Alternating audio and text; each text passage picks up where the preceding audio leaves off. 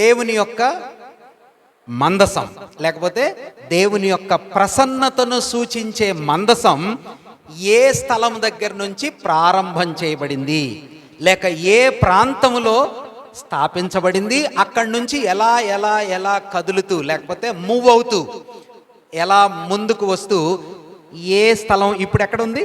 ఇప్పుడంటే మనం ధ్యానం చేస్తున్న అపోస్తుల కార్యాల 7వ అధ్యాయంలోకి వచ్చేటప్పటికే దేవుని ప్రసన్నత, మందసం, మందిరం ఎక్కడుంది? యెరూషలేముకి వచ్చింది. యెరూషలేము దగ్గరకు రావటానికి ముందు ఎక్కడుంది? ఎక్కడి నుంచి ప్రయాణం చేస్తూ యెరూషలేము పట్టణం దాకా దేవుని యొక్క ప్రసన్నతను సూచించే మందసం వచ్చింది. అది మీరు ధ్యానం చేసి రావాలి, హోంవర్క్ చేసి రావాలి, నేర్చుకొని రావాలి అని చెప్పాను. సహోదరులు చేశారనా? కిషోరన్న చేశారా? లేదు. దావీదు కాలంలో వచ్చింది. మరి అంతకుముందు ఇప్పుడు అది మనం తెలుసుకోవాలా. దాన్ని తెలుసుకోవటానికి మీరు జాగ్రత్తగా బోర్డు ఒకవేళ కనపడకపోతే ముందుకు రండి, కనిపిస్తే కొంచెం జాగ్రత్తగా వీటిని నేర్చుకోండి. ఇశ్రాయేల్ దేశం ఎప్పుడు ఇలా ఉంటుంది?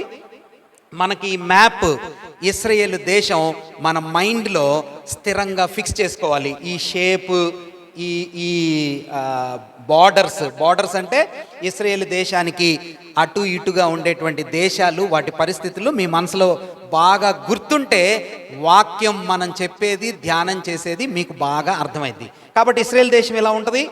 ఇశ్రాయేల్ దేశంలో గలిలయ సముద్రం మధ్యలో ఉంటుంది. గలిలయ సముద్రం దాటుకుంటూ క్రిందకి యోర్దాను నది ఉంటుంది. యోర్దాను నది వెళ్ళి మృత సముద్రంలో కలిసిద్ది. ఈ రెంటిని విభాగిస్తూ కనాను దేశం ఇలా ఉంటుంది అని మీ మనసులోకి వెంటనే రావాలి. దీనిలో యెహోషువ సమయంలో, ఎవరి సమయంలో? యెహోషువ సమయంలో ఇప్పుడు భక్తుడైనటువంటి స్టెఫెను దేవుని మందిరాన్ని గూర్చినటువంటి ప్రస్తావన ఎక్కడి నుంచి మొదలు పెట్టాడో మీరు 7వ అధ్యాయం చదివారా? చదివారు. ఎక్కడి నుంచి చెప్పాడో మీరు చూడకుండా చెప్పండి. మరి స్టెఫెను ఏం చెప్పాడంటే, దేవుడు మీతో వచ్చాడు, మీరేమో కొన్ని దేవతలను మీరు మోసుకొని వచ్చారు అని చెప్పాడు కదా. మీరు చూడండి మరి అపోస్తుల కార్యాల గ్రంథం 7వ అధ్యాయం. అపోస్తుల కార్యాల గ్రంథం 7వ అధ్యాయం 40వ వచనం, 40వ వచనం, 40, 41, 42, 43, 40, 41, 42, 43.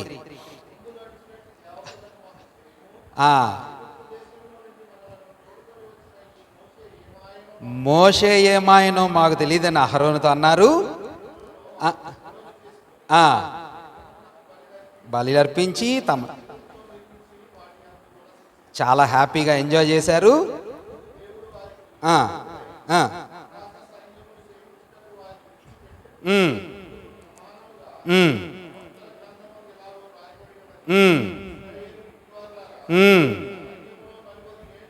నలుబది ఏండ్లు బలి పశువులను అర్పణములను నాకు అర్పించితిరా.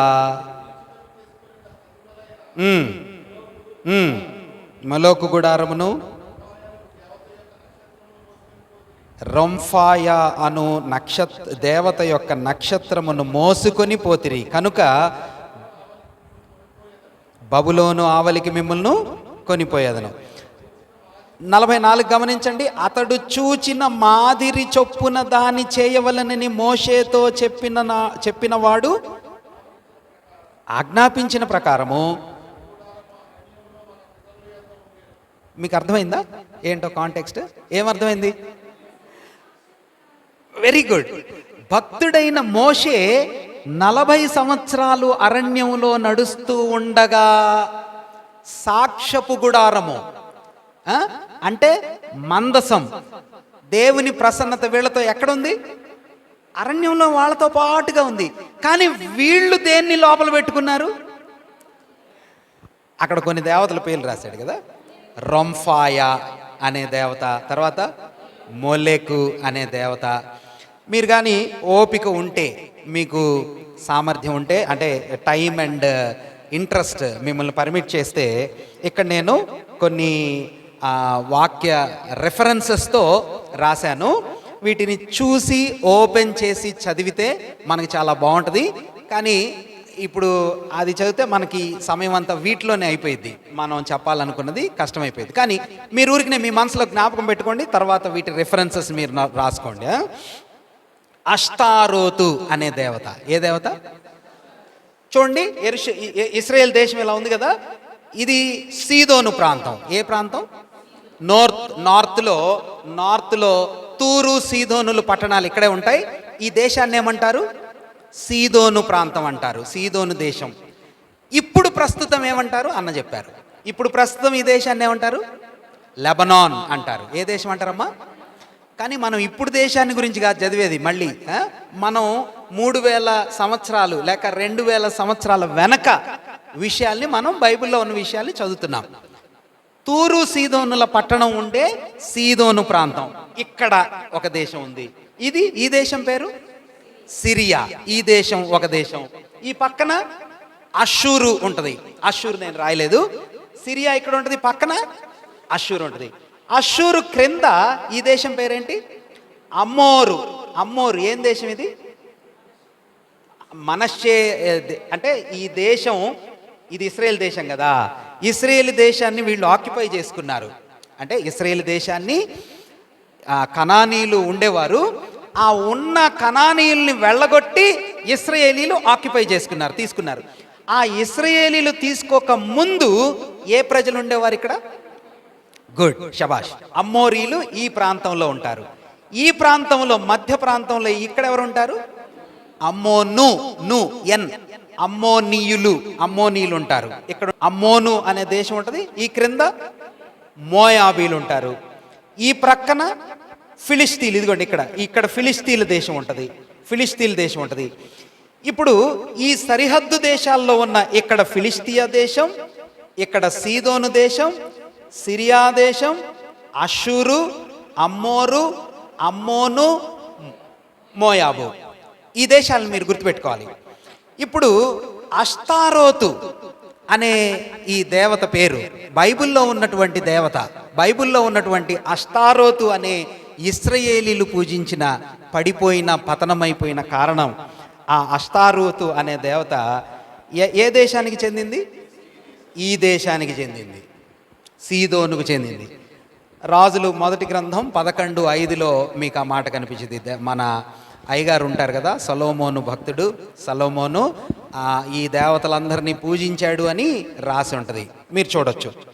కేమోషు అనే దేవత పేరు కూడా రాశాడు. కేమోషు అనే దేవత కూడా, ఈ దేవత ఇదిగో ఇక్కడ మోయాబు దేశానికి చెందినవాడు. ఏ దేశానికి? అష్తారోతేమో సీదోను, కెమోషేమో మోయాబు. ఆ తర్వాత బయలు అనే దేవత సీదోను దేశానికి చెందినటువంటి దేవత. ఆషేరా దేవత సీదోను దేశానికి చెందినటువంటి దేవత. చూడండి. ఆ తర్వాత ఎక్రోను ఇది ఒక స్థలం పేరు. ఎక్రోను ఏం పేరన్నా? ఈ ఎక్రోను అనే స్థలంలో ఒక ఫేమస్ దేవత ఉంటుంది. ఏం దేవతది? బయల్జబూల్. వెరీ గుడ్, బాగా చెప్పారు.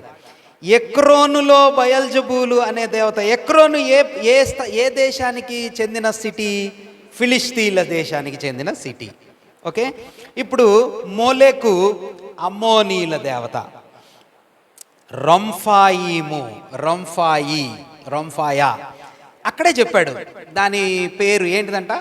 ఆకాశ నక్షత్రాలు. ఇది ఎక్కడ దేవత? ఇప్పుడు తెలిసిపోయింది. అంటే వీళ్ళు ఏ దేవతలని మోసుకుంటూ మనసుల్లో పెట్టుకున్నారనమాట.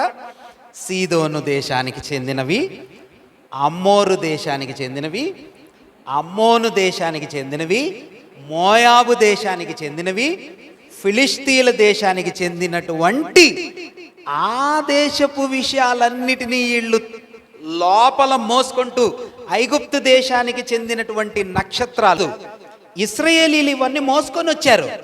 ప్రభు అంటున్నాడు, నా మందసాన్ని మీరు భౌతికంగా మోస్తున్నారు కానీ మీ హృదయాల్లో ఇవ్వున్నాయి.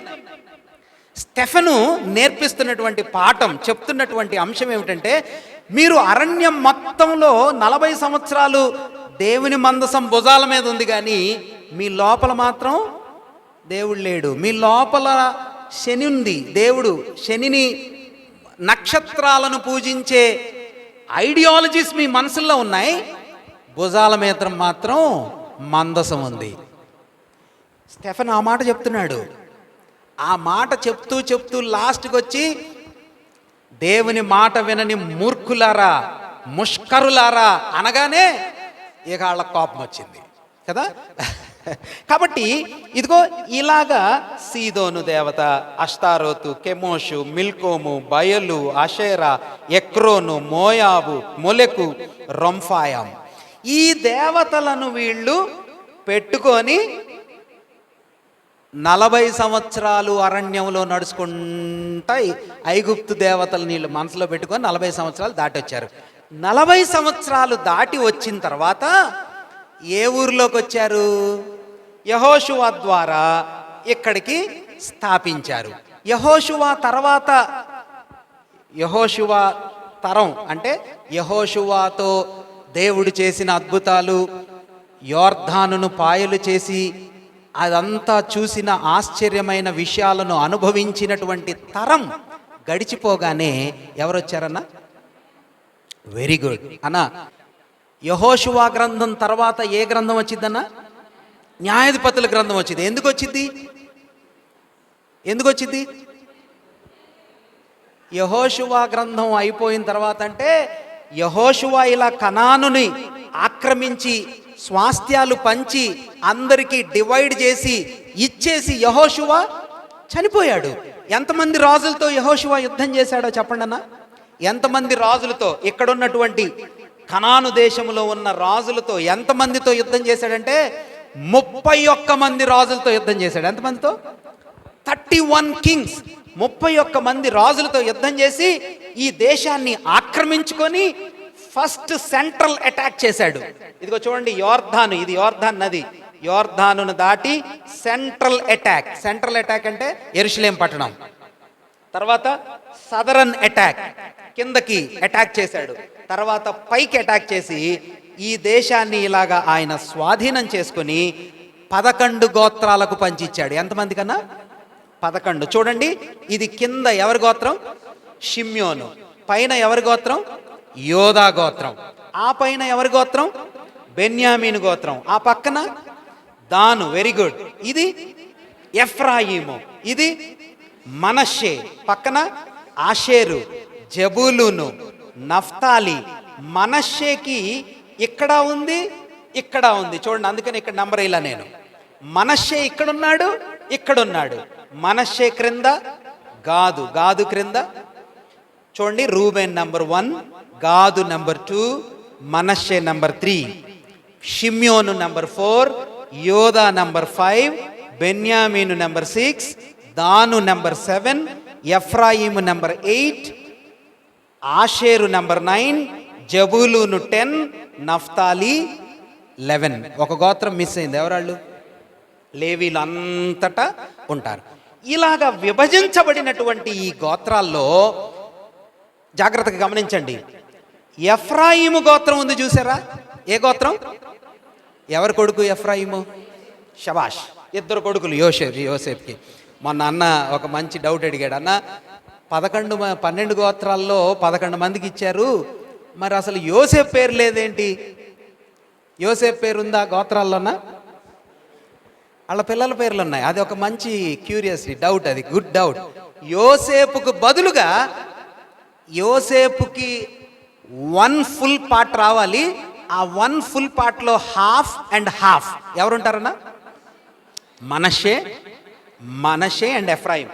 ఇప్పుడు మనష్షే ఎఫ్రాయిముల్లో ఎక్కువ ఆశీర్వదించబడింది ఎవరు? గుడ్, శవాషక. ఎఫ్రాయిం చిన్నోడా, మనష్షే పెద్ద చిన్నోడా? గుడ్. వాళ్ళ డాడీ దగ్గరికి తెచ్చాడు. ఎవరు? యోసేపు. తెస్తే వీళ్ళ డాడీ చచ్చిపోయేటప్పుడు కూడా ఒక ట్రిక్ ప్లే చేశాడు. ఎవరైనా? యాకోబు కదా. 2 చేతులు ఇట్లా స్ట్రైట్గా పెట్టి దీవించాలా, కుడి చేయి ఎడం చెయ్యి ఇటు, కుడి చెయ్యి ఇటు, కుడి చెయ్యి ఇటు పెట్టి దీవించాలా. తెచ్చి కళ్ళు కనిపించట్లా. కళ్ళు కనిపించని టైంలో కూడా ఏం చేశాడు ఈయన? కుడి చెయ్యి ఇటు పెట్టాడు, ఎడం చెయ్యి ఇటు పెట్టాడు. అసలు ఎవరైనా ఊహిస్తారా? యాకోబు చూడండి, దైవ సేవకుడు, మనం అనుకుంటాం మోసగాడని. ఈజ్ నాట్ ఎ మోసగాడు కాదు. గాడ్స్ ప్రణాళికలో, దేవుని ప్లాన్లో దైవాత్మపూర్ణుడు. ప్రవచనాలు చెప్పాడు ప్రవక్త. ఎడం చెయ్యేమో మనష్య మీద పెట్టాడు, కుడి చెయ్యేమో ఎఫ్రాయిం మీద పెట్టాడు. వాళ్ళ డాడీకి కోపం వచ్చింది యోసేపుకి. యోసేపు ఏమన్నాడు? డాడీ ఇది కాదు, వీడు పెద్దోడు వీడు చిన్నోడు అంటే, నాకు తెలుసు బాబు అని ఎఫ్రాయిముకి ఎక్కువ దీవెనలు ఇచ్చాడు. అమ్మ వినండి, మీరు హోషేయ గ్రంథం చదవండి ఇంటికి వెళ్ళాక. ఏ గ్రంథం? హోషేయ గ్రంథం. ఎఫ్రాయిము ఎఫ్రాయిము ఎఫ్రాయిము, కొడుకుల్లో చిన్నోడు ఎఫ్రాయిము, కానీ ఎఫ్రాయిమునే దేవుడు దీవించాడు. జాగ్రత్తగా గమనించండి. యెహోషువ లోపలికి తెచ్చి అసలు ఫస్ట్ యాకోబుని దేవుడు ఎక్కడ కలుసుకున్నాడన్నా? యాకోబు ప్రయాణం చేసి ఫస్ట్ వెళ్తా ఉంటే ఒక ఊరిలో నిద్రపోతా ఉంటే రాయిని తీసి నిలబెట్టాడు, తైలం పోసి. దాన్ని ఏమన్నాడు యాకోబు? బేతేలు, దేవుడు ఇక్కడ ఉన్నాడు. ఎఫ్రాయిము గోత్రంలో ఉంటుంది అది. కొడుకుని దీవించినప్పుడు ఎఫ్రాయిముకి ఎక్కువ దీవెనలు వెళ్ళి. అసలు బేతేలు అనే దైవ ప్రసన్నత ఏ ఊరిలో ఉందన్నా? ఎఫ్రాయిము గోత్రంలోనే ఉంది. బేతేలు మాత్రమే కాదు, షిలోహు అనే ప్లేస్ ఉంది. ఏం ప్లేస్ అన్నా? మందసాన్ని తెచ్చి షిలోహులో పెట్టారు. ఎక్కడ పెట్టారు? ఏ రాష్ట్రంలో అది? ఎఫ్రాయిము రాష్ట్రంలోనే. మీరు గమనిస్తే ఎఫ్రాయిముకి దేవుడిచ్చినటువంటి ఎన్ని ధన్యతలంటే, కొడుకుకి ఎక్స్ట్రా దీవెనలు ఎఫ్రాయిమే పొందుకున్నాడు. అసలు వాళ్ళ మూల పితరుడైనటువంటి యాకోబుని బేతేలు అనే స్థలం ఎఫ్రాయిము ప్రాంతంలోనే ఉంది. షిలోహు అనే దేవుని మందిరం, ఫస్ట్ ఎస్టాబ్లిష్ చేయబడినటువంటి దేవుని మందిరం ఎక్కడుందన్నా? ఎఫ్రాయిములోనే ఉంది. ఆశ్చర్యమైన విషయం ఏమిటంటే, ఈ ఎఫ్రాయిము మన్యంలో కొండ ప్రాంతాలు ఉంటాయంట. ఈ కొండ ప్రాంతాల్లో ఎవరైనా రాజులు గెలిస్తే విజయనాదాన్ని చెప్పాలంటే ఫస్ట్ చెప్పేది ఎక్కడో తెలుసా? ఎఫ్రాయిము పర్వతాల మీదే. మీకు జ్ఞాపకం ఉంటే ఒకరోజు ఉపవాస ప్రార్థనలో ఎఫ్రాయిము మన్య ప్రాంతంలో చూడండి, మీకు కూడా మర్చిపోయి ఉంటారు, చాలా రోజులైంది కదా.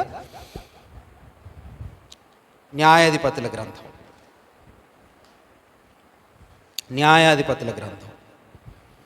3వ అధ్యాయం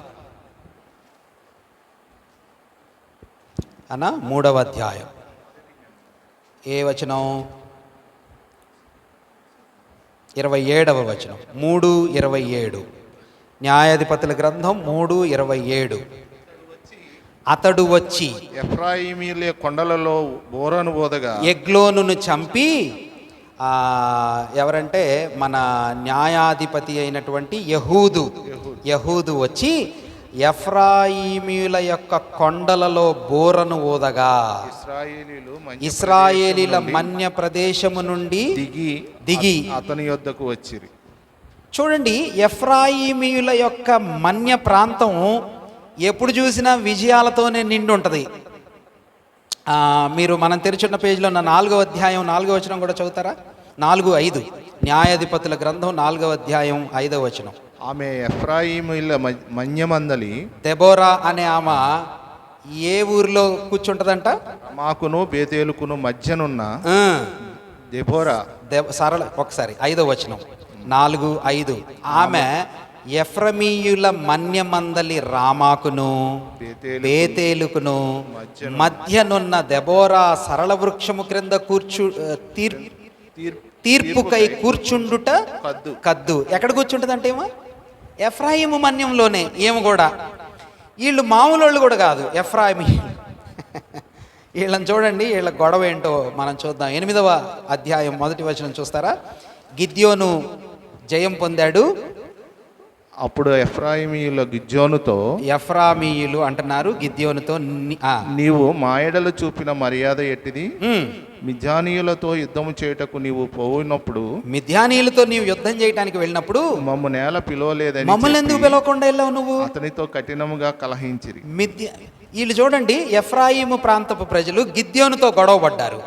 ఇంకొక ఆయనతో కూడా గొడవ పడతారు. చూడండి మీరు, ఇంకొక ఆయన ఎవరంటే 12వ అధ్యాయం 1వ వచనం.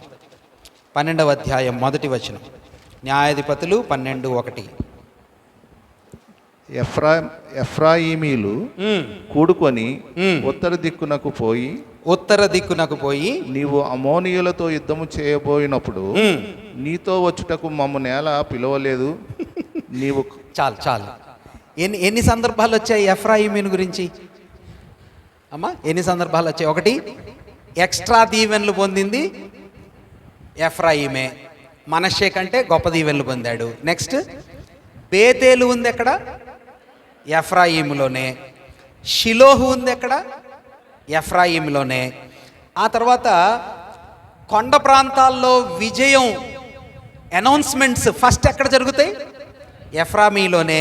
తర్వాత గిద్యోనుతో ఫైట్ చేస్తూ అంటున్నారు, మమ్మల్ని ఎందుకు పెరవలేదు అని పౌరుషం కొద్దీ గిద్యోనుతో గొడవ పడేది ఎవరు?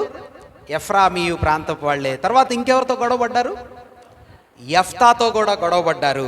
ఇప్పుడు ఆశ్చర్యమైన విషయం ఏమిటంటే వీళ్ళే ఎంత భయంకరమైనటువంటి వ్యక్తులంటే 17వ అధ్యాయం చూడండి, న్యాయాధిపతుల గ్రంథం 17వ అధ్యాయం 1వ వచనం.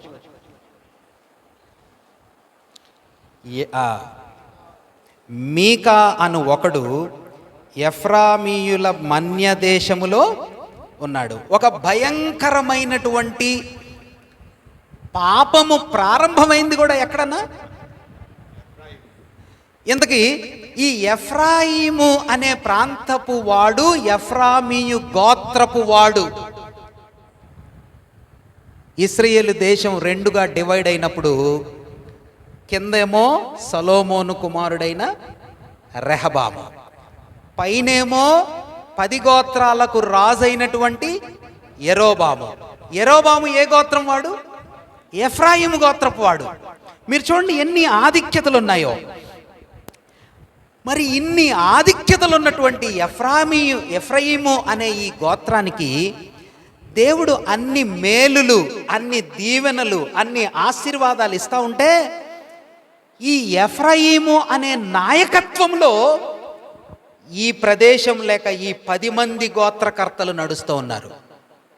కానీ అతి భయంకరమైన పాపం యెరోబాము కదా, దేవుడు నివసించే బేతేలు, దేవుని స్థలం ఉన్నటువంటి షిలోహు, వీళ్ళు ఇంత ఆశీర్వదించబడినటువంటి ఎఫ్రాయిము పూర్తిగా పతనమైపోయింది.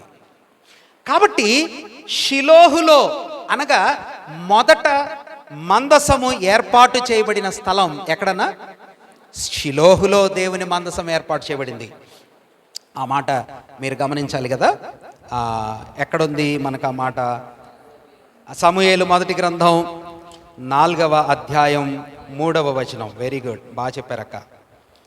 సమూయేలు మొదటి గ్రంథం 4వ అధ్యాయం 3వ వచనాన్ని మన కోసం కిషోర్ అన్న చదివి వినిపించాలని మనవి చేస్తున్నాను. కాబట్టి జనులు పాలెంలోనికి తిరిగి రాగా ఇశ్రాయేలీయుల పెద్దలు, యెహోవా నేడు మనలను ఫిలిష్తీయుల ముందర ఎందుకు ఓడించెను? షిలోహులోనున్న యెహోవా నిబంధన మందసమును మనము తీసుకొని మన మధ్య నుంచుకొందుము రండి. అది మన మధ్య నుండి ఎడల అది మన శత్రువుల చేతిలో నుండి మనలను రక్షించుననిది. చాలనా? ఎక్కడుందంటన్నది? షిలోహులో ఉన్నటువంటి దేవుని మందసం. ఇప్పుడు మనమేం గమనించాలంటే ఈ షిలోహులో ఉన్న దేవుని మందసం చూడండి, ఇక్కడ ఉంది మందసం. ఇప్పుడు సమూయేలు మొదటి గ్రంథంలో నేను మీరు లాస్ట్ టైం వెళ్ళేటప్పుడు ఒక హింట్ ఇచ్చాను. ఏం హింట్ ఇచ్చాను? హన్నా వాళ్ళ మమ్మీ డాడీ సమూయేలు వాళ్ళ mummy daddy Elkanah and Hannah. వీళ్ళు ఏ ఊరు వెళ్తారు? దేవుని మందిరానికి వెళ్తారు. ఎఫ్రాయిము ప్రాంతానికి చెందినటువంటి ఎల్కానా, పెనిన్నా, హన్నా ప్రతి సంవత్సరం ఏటేటా ఏ ఊరు వెళ్తారన్నా? గుడ్. మీరు ఇప్పుడు గమనిస్తున్నారా? మోషే టైంలో ఎక్కడుంది అన్న మందసం? అరణ్యంలో ఉంది. మోషే తర్వాత యెహోషువ టైంలో, న్యాయాధిపతుల టైంలో షిలోహులో ఉంది. గమనించండి సీక్వెన్స్ ఆఫ్ ప్రోగ్రెషన్. మందసము లేక దేవుని మందిరము ఎట్లా మారుతూ, స్థలాలు మారుతూ వచ్చిందో షిలోహులో. ఇప్పుడు 4వ అధ్యాయం మొదటి సమూయేలు గ్రంథంలో మనం చదివినప్పుడు ఫిలిష్తీయులతో యుద్ధం జరుగుతున్నప్పుడు ఈ మందసాన్ని పట్టుకొని వీళ్ళు ఎక్కడికి తీసుకెళ్లారు? యుద్ధ భూమిలోకి తీసుకెళ్లారు. యుద్ధ భూమిలో వీళ్ళు ఓడిపోయారు. ఎవరు ఓడిపోయారు? ఇశ్రాయేలీయులు ఓడిపోయారు. ఇద్దరు యవన బిడ్డలు కూడా చచ్చిపోయారు, యాజకుడు పిల్లలు, ఏలీ పిల్లలు, హోఫ్నే అండ్ ఫీనెహాస్, వాళ్ళు కూడా చచ్చిపోయారు. చచ్చిపోయినప్పుడు ప్రభావం పోయింది అని ఒక తల్లి బిడ్డను కనింది. ఆ బిడ్డకి ఏమని పేరు పెట్టింది? ఈకాబోదు అని పేరు పెట్టింది. మందసము షిలోహులో నుంచి వెళ్ళిపోయింది. మందసము షిలోహులో నుంచి వెళ్ళిపోయింది. మరి మందసంలో ప్రభావం పోయిందా? ఎక్కడికి వెళ్ళింది మరి మందసం? వెరీ గుడ్, ఇప్పుడు చెప్పాలి మీరు. ఎక్కడికి వెళ్ళిందన్నా? అష్తోదు. ఫిలిష్తీల యొక్క 5 ఊర్లు ఉంటాయి. ఏంటన్నా? ఫిలిష్తీల యొక్క 5 పట్టణాలు ఉంటాయి. మీరు సమూయేలు మొదటి గ్రంథం 7వ అధ్యాయం, సమూయేలు మొదటి గ్రంథం 7వ అధ్యాయం 17 నుంచి 18, 17, 18 వచనాలు మీరు చదివితే ఫిలిష్తీల యొక్క 5 పట్టణాల పేర్లు మనకు కనిపిస్తాయి. చెప్తారా ఎవరన్నా చదివి? ఒకటి, ఐఎమ్ సారీ, 7వ అధ్యాయం అమ్మ. సమూయేలు మొదటి గ్రంథం 7వ అధ్యాయం 17, 18 వచనాలు. ఓకే, 17వ వచనం చూడండి. సమూయేలు మొదటి గ్రంథం, సమూయేలు, ఒక్క నిమిషం నేను కూడా చూస్తాను, నేనేమన్నా తప్పు.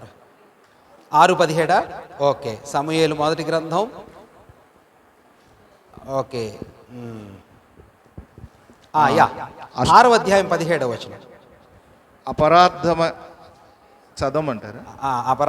అపరార్థమైనటువంటి అర్పణగా ఫిలిష్తీయులు చెల్లించిన బంగారపు గడ్డలు ఏవనగా అష్టోదు వారి నిమిత్తం ఒకటి. వాళ్ళ పట్టణాల కొరకు వాళ్ళు ప్రాయశ్చిత్తం, అపరాధార్థమైన అర్పణ. అష్టోదు వారు ఒకటి, గాజా వారు ఒకటి, అష్కలోను వారు ఒకటి, తర్వాత గాతు వారు ఒకటి, తర్వాత ఎక్రోను వారు ఒకటి. ఎన్ని వచ్చాయన్న? 5 పట్టణాలు వచ్చాయి. ఏంటేంటి ఆ పట్టణాలు? అష్తోదు, గాజా, అష్కలోను, గాతు, ఎక్రోను. ఇది నీట్ క్వశ్చన్ అనమాట. ఫిలిష్తీల యొక్క 5 పట్టణాలు ఏంటి అని అడిగితే మీరేం చెప్పాలా?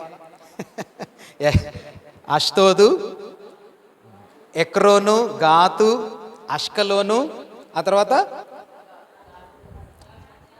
గాజా. గాజా, అష్తోదు, గాజా, అష్కలోను, గాతు, ఎక్రోను.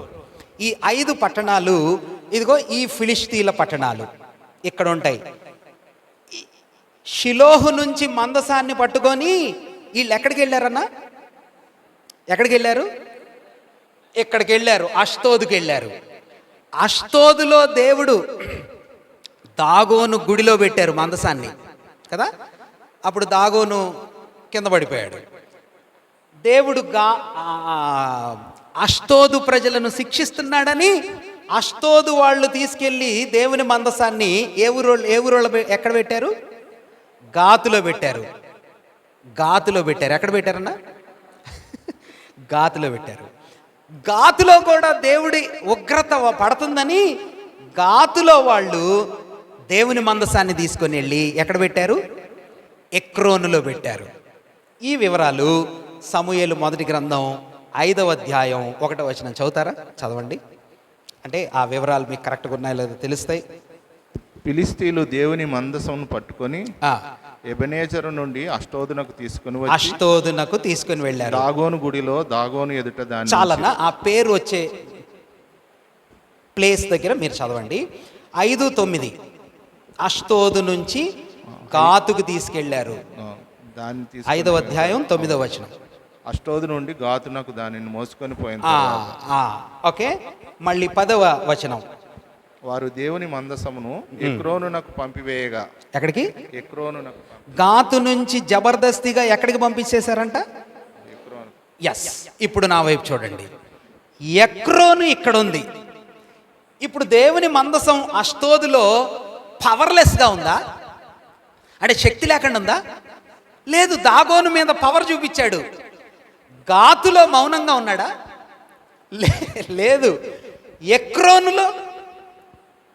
ఎక్రోనులో ప్రజలకి రహస్యమైన స్థలాల్లో, అంటే గడ్డలు వచ్చి, అనారోగ్యం వచ్చి, తెగులొచ్చి వాళ్ళు ఏం చేయాలో అర్థం కాకుండా ఎక్రోను వాళ్ళు అన్నారు, ఇంకా మేము ఈ మందసాన్ని నో మోర్, మేము ఎక్కడ పెట్టడానికి మా వల్ల కాదు అని ఎక్రోను నుంచి.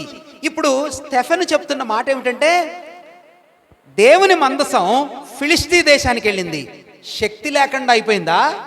No no no no no, పవర్ఫుల్గా ఉంది. ఎక్రోను నుంచి ఏ ఊరికి తెచ్చారన్నా? ఎలా తెచ్చారో మీకు అందరికీ తెలుసు కదా. కొత్త బండికి ఎడ్ల బండికి కొత్త బండికి కట్టి తెచ్చారు. ఎక్కడికి వచ్చి ఆగిందంట? బేత్సమేషు అనేటటువంటి స్థలంలో, యెహోషువ అయ్యగారి యొక్క పొలంలో ఎడ్లు చక్కగా పాడుకుంటూ వచ్చి ఆగాయి కదా. పాడి ఆవులు అని రాశారు కదా, పాడి ఆవులు, చిన్న పిల్లలున్న ఆవులు కదక. ఆవులు పక్కకి వెళ్ళి కాడి మోయని పాడి ఆవులు. ఆ ఆవులు సంతోషంగా మందసాన్ని తీసుకొని వచ్చి బేత్సమేషులో ఆపాయి. ఇప్పుడు ఇక్కడ బేత్సమేషు వాళ్ళు ఏం చేశారో తెలుసా? మందసాన్ని ఏం చేశారంటనా? ఓపెన్ చేసి చూశారు. దెబ్బకి దేవుడు మొత్తాడు. బేత్సమేషు వాళ్ళని, అమ్మో దేవుని మందసాన్ని మా దగ్గర పెట్టుకోవడానికి మా వల్ల కాదు. ఇప్పుడు ఎక్కడికి తీసుకెళ్లారు? కిర్యత్యారీము అనే స్థలానికి తీసుకెళ్లారు. ఎక్కడికి? ఇదిగో చూడండి, ఎక్రోను ఫిలిస్తీన్ల దేశం, యోధా దేశంలో బేత్సమేషు, యోధా దేశము నుంచి కిర్యత్యారీము, కిర్యత్యారీము నుంచి మహాభక్తుడండి. ఇప్పుడు స్టెఫెన్ ఆయన పేరు ప్రస్తావిస్తాడు. భక్తుడైన దావీదు గారు మందసం ఎక్కడుందో దాన్ని తీసుకుని వచ్చి, రెస్టింగ్ ప్లేస్ అంటారు, దేవుని యొక్క విశ్రమించే స్థలం, రెస్టింగ్ ప్లేస్ ఆఫ్ గాడ్, దేవుడు ప్రశాంతంగా ఉండే స్థలానికి తీసుకురావాలని కిర్యత్యారీము నుంచి దావీదయ్య గారు కూడా మోసుకొని యాజకులతో తేవలసిన వాడు ఎట్లా తెచ్చాడు? బండి మీద తెచ్చాడు. ఎవరు చచ్చిపోయారు?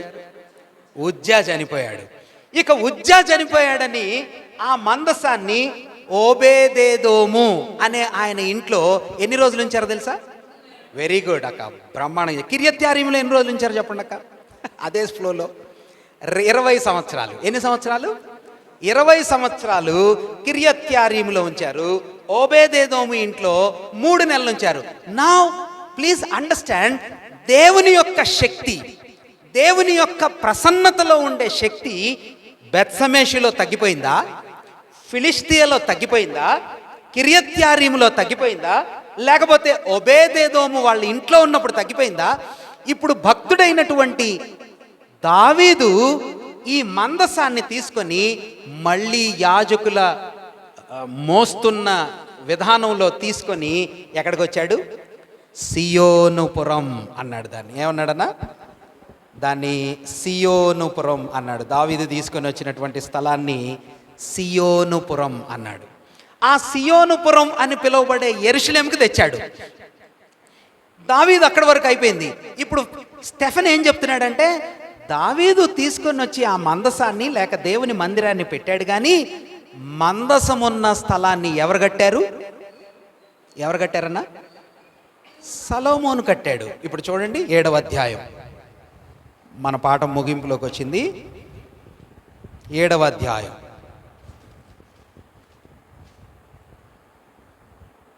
46వ వచనం. 7వ అధ్యాయం 46వ వచనం. అతడు దేవుని దయ పొంది, అతడు అంటే దావీదు, ఆ పైన రాశాడు, అది దావీదు దినముల వరకు అక్కడ ఉంది అని రాశాడు. అక్కడి నుంచి 46, అతడు అంటే దావీదు దేవుని దయను పొంది యాకోబు యొక్క దేవుని నివాస స్థలము కట్టకోరెను. మనకు తెలుసు ఆయన కట్టలేదు. 47లో అంటున్నాడు, అయితే సొలొమోను ఆయన కొరకు మందిరము కట్టించెను. మందిరాన్ని భక్తుడైనటువంటి సొలొమోను ఏం చేశాడంటనా? కట్టించెను. ఎక్కడ కట్టించాడు సొలొమోను మందిరాన్ని? దినవృత్తాంతాల గ్రంథం చూద్దాం, చూడండి ఒకసారి.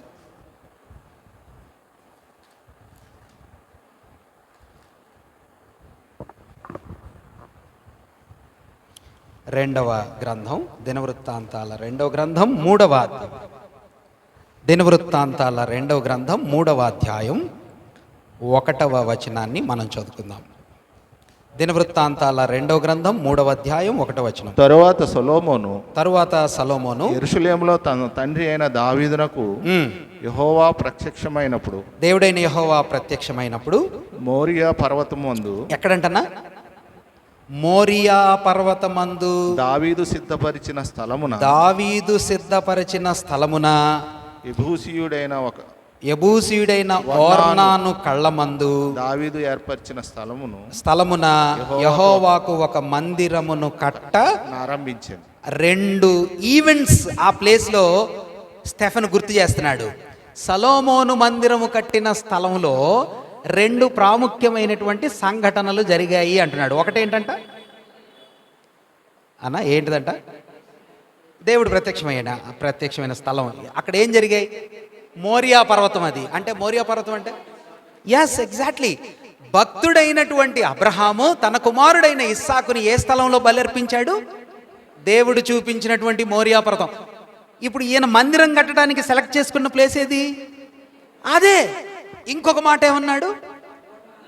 ఓర్నాను అనే ఒక కళ్ళం, యెబూసీయుడైన ఓర్నా. ఎప్పుడు కట్టాడన్నా ఆ కళ్ళం దగ్గర? భక్తుడైనటువంటి దావీదు జనాల్ని లెక్క పెట్టాడు. జనసంఖ్య వేసినప్పుడు దేవుడు 3 ఆప్షన్స్ ఇచ్చాడు కదా. 3 నెలలు జైల్లో ఉంటావా, మన భాషలో చెప్పాలంటే 3 నెలలు హాస్పిటల్లో ఉంటావా, లేకపోతే 3 నెలలు అట్లా దేవుడు ఆప్షన్స్ ఇస్తే మనుషుల చేతుల్లో పడేదానికంటే నేను దేవుని చేతుల్లో పడటం మంచిది, మేలు అని దేవునికి అప్పగించుకున్నాడు. అప్పుడు దూత సంహరిస్తూ ఉన్నప్పుడు యెబూసీయుడైన ఓర్నాను కళ్ళం దగ్గర బలి అర్పించినప్పుడు ఆ దూత నాశనం చేయటాన్ని ఆపాడు. ఆ స్థలంలో సొలొమోను దైవభక్తుడు ఏం కట్టాడు? మందిరం కట్టాడు. ఇప్పుడు ఆ మాటని ప్రస్తావిస్తున్నాడు. ఎవరైనా చెప్తూ ఏమన్నాడంటే, భక్తుడైనటువంటి సొలొమోను ఆ మందిరాన్ని కట్టి దాన్ని స్థాపించి డెడికేట్ చేసే రోజు ఇలా పలుకుతూ ప్రార్థన చేశాడు. ఏమని పలికాడన్నా? అయ్యా, ఆకాశముని సింహాసనము, భూమిని పాదపీఠము, నేను కట్టించే మందిరం ఏ పాటిదయ్యా? దాని అర్థం ఏంటో మీరు చెప్పాలా? దాని అర్థం ఏంటో మీరు చెప్పాలా అమ్మా? దేవుడు అంతా వ్యాపించున్నాడు కదా, ఉండడు అంటే కరెక్ట్. బాగా చెప్పారు, చాలా కరెక్ట్గా చెప్పారు. 100% వండర్ఫుల్ ఎక్స్ప్లెనేషన్. ఇంకొంచెం స్పిరిచువల్గా, ఇంకొంచెం మీ థియాలజీ అంతా ఉపయోగించి చెప్పండి అమ్మా. లేదు, కానీ స్థలానికి ప్రాముఖ్యత లేదు. నువ్వు అసలు స్థలాన్ని చూసేవాడో కాదు, నువ్వు స్థలానికి సరిపోయేవాడో కాదు, కానీ ఈ స్థలం మీద నీ కనుదృష్టి ఉంచు. మీకు అర్థమవుతుందా నా భాష? సొలొమోను ప్రార్థన చేసేటప్పుడు ఏమన్నాడంటే, lord, it is not enough. నువ్వు నీ సైజు, నీ గొప్పతనం, నీ మహిమ, ప్రభువా నిన్ను గురించి చెప్పాలంటే ఆకాశం కూడా సరిపోదయ్యా, భూమి కూడా, నీ పాదపీఠం కూడా సరిపోదయ్యా, కానీ అంత పెద్దవాడివైనా దీని మీద నీ దృష్టి ఉంచయ్యా. ఈ ప్లేస్ని నీ ప్రయోజనం, నీ పని కొరకు, నీ బిడ్డల మేలు కొరకు ఆశీర్వదించయ్యా. ఇది కాదు ముఖ్యం. నువ్వు కృప చూపించి నువ్వు అసలు దీనికి సరిపోవు. కానీ వీళ్ళేమంటున్నారు?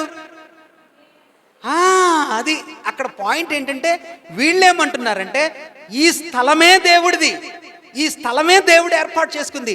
స్టెఫెన్ ఏమి నిరూపిస్తున్నాడంటే, అరే ఈ స్థలంలో దేవుని ప్రసన్నత లేదు. దేవుడు ఆకాశానికి పట్టడు, భూమికి పట్టడు. ఆయన రక్షించే ప్రణాళిక చేసినప్పుడు ఈ మందిరము అసలు ఆయన రూపురేఖల్లోనే లేదురా. బేత్షెమెషులో లేడా? అరణ్యంలో లేడా? దావీదు కట్టకుండా ఉన్నప్పుడు లేడా? ఆయన ప్రసన్నత అంతటా అన్ని రీతులుగా ఆయన రక్షించటానికి తన బిడ్డలకు ఏర్పాటు చేసినప్పుడు ఆయన ఈ మందిరంలోనే లేడు. కానీ ఆయన తన ప్రణాళికలో ఒక స్థలాన్ని ప్రార్థన చేసినప్పుడు ఈ స్థలం ద్వారా నువ్వు మనవులు వినయ్యా అన్నప్పుడు ఆయన ఒప్పుకున్నాడా లేదా? దేవుడు ఒప్పుకున్నాడు. ఆయన తన మేఘాన్ని పంపించి నేను నీ మనవి ఆలకించానని ఆయన చెప్పాడు. అంత మాత్రాన ఈ స్థలమే ప్రాముఖ్యం కాదు. ఇంకొక మాట చెప్పాడు భక్తుడైనటువంటి స్టెఫెను. ఈ మాట ఏ గ్రంథంలో ఉందో మనం చూసామా last time? Yes, very good. 7వ అధ్యాయంలో అపోస్తుల కార్యాల గ్రంథం 7వ అధ్యాయంలో 50వ వచనంలో 7:50లో అన్నాడు కదా, ఆకాశము నా సింహాసనము, భూమి నా పాదపీఠము, మీరు నా కొరకు ఎలాంటి మందిరమును కట్టుదురు, నా విశ్రాంతి స్థలమేది, ఇవన్నీ నా హస్తకృతములు కావా అని ప్రభు చెప్పుచున్నాడు అని ప్రవక్త పలికిన ప్రకారము సర్వోన్నతుడు హస్తకృత ఆలయములలో ఎవరు చెప్పారన్న ఈ మాట? యెషయా గ్రంథం 66వ అధ్యాయం చూడండి అమ్మా ఒకసారి. యెషయా గ్రంథం 66వ అధ్యాయం 66:1.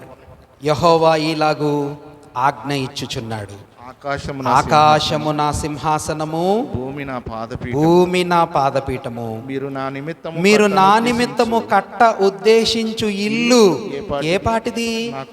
నాకు విశ్రమ స్థానముగా మీరు కట్టను ఉద్దేశించున్నది ఏ పాటిది? అవన్నీ నా హస్తకృతములు, అవి నా వలన కలిగినవి. యెహోవా సెలవిచ్చుచున్నాడు, ఎవడు దీనుడై నలిగిన హృదయము కలవాడై నా మాట విని వణుకుచుండునో వానినే నేను దృష్టించుచున్నాను. యెషయా గ్రంథంలో ఏమన్నా మందిరం కట్టారా? యెషయా గ్రంథంలో ఏమన్నా మందిరం కట్టారా? కట్టారా లేదా? అవునంటే ఒక ట్రబుల్, కాదంటే ఇంకొక ట్రబుల్. అక్క, యెషయా గ్రంథంలో మందిరం కట్టారా లేదా? కట్టారన్నా? అప్పటికి మందిరం ఉంది.